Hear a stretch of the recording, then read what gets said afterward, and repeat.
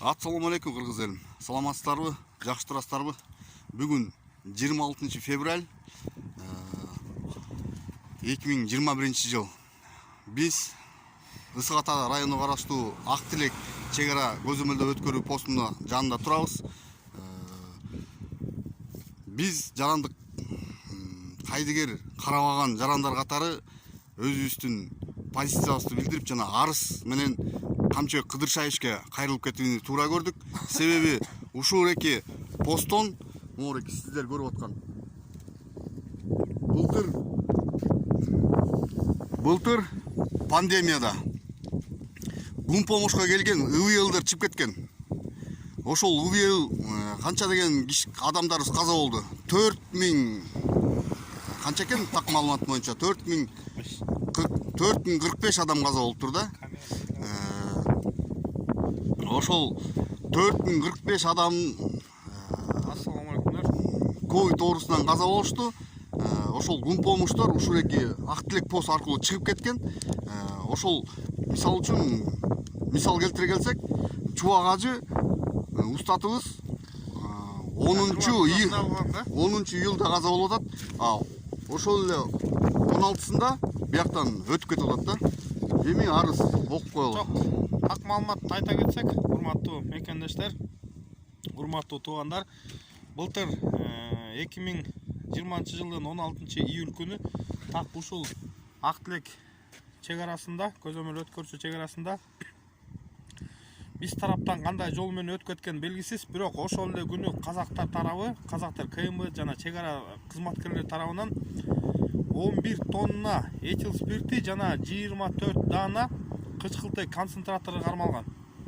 Бул маалымат Казакстан сайтынын Заноза KZ сайтында 16 июль саат 8-де жазылып чыккан маалыматтар. Андан кийин ошол ал 24 концентратор жана 11 тонна этил спирти кармалып, Жамбыл областына караштуу экономикага каршы күрөшүү департаменти бул контрабандалык жол менен өткөн кармалган оокаттар өткөрүлүп берилген. Айта кетчү нерсе, ошол как былтыр өкмөт тарабынан 3 февраль 2020 жылы 57 токтом Мухаммедкалый Абылгазиев тарабынан кол коюлган токтом чыккан. Ал токтомдо Кыргызстан мамлекетинде пандемияга байланыштуу дары-дармектер жанакы тиешелүү медициналык жанакы ИВЛдер Кыргыз мамлекетинен даже бир дагы маска чыкпасын деген токтом кабыл алынган.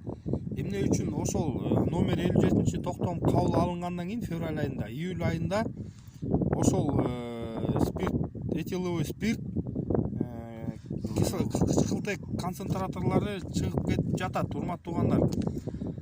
Ошол учурда өзүбүздөр билебиз, Чубак ажы Жалилов биздин кыргыз журттун жараны 10 июль 2020 жылы түнү көз жумду.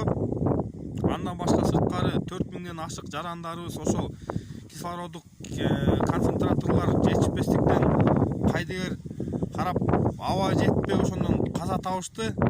4000ден ашык жараныбыз каза болду. Дагы канча деген бул кармалган маалымат бирин-сирин билингени болуш керек. Жанакы 700 миллион гум жардамга чет мамлекеттен келген ИВЛдер, кычкылтек концентраторлордун канчасы чыгып кетти белгисиз. Ошону маалыматты тактап, ошол 4000ден ашык каза тапкан жарандарыбызга ким жооп берет деген суроо талап коюп атабыз. Жоопко тартылсын деп биз талап кылабыз. Урматтуу кыргыз журтум, биз ушул видеону чагылдырышка туура келди. Чагылдырбасак бул иштин баары, иш чаранын баары жабылып калышы мүмкүн. Андыктан биз моундай арыз, мыйзам чегинде арыз жазсак. Урматтуу Ташиев Камчы Кыдыршаевич, сизге кайрылабыз. Ушуларды мыйзамсыз чыгарып жиберген, мыйзамды одоно бузган, Кыргыз Республикасынын мамлекеттик чек ара кызматы каякта карап турган, ошолордун баарын тактап, так маалымат иликтөө жүргүзүп бериңиздер. Сиздер колуңуздардан келбесе, бизге мүмкүнчүлүк бергиле. Биз 3 күндүн ичинде тактап туруп ошол кишилерди кармап сиздерге жардам беребиз. сак саламатта болуңуздар.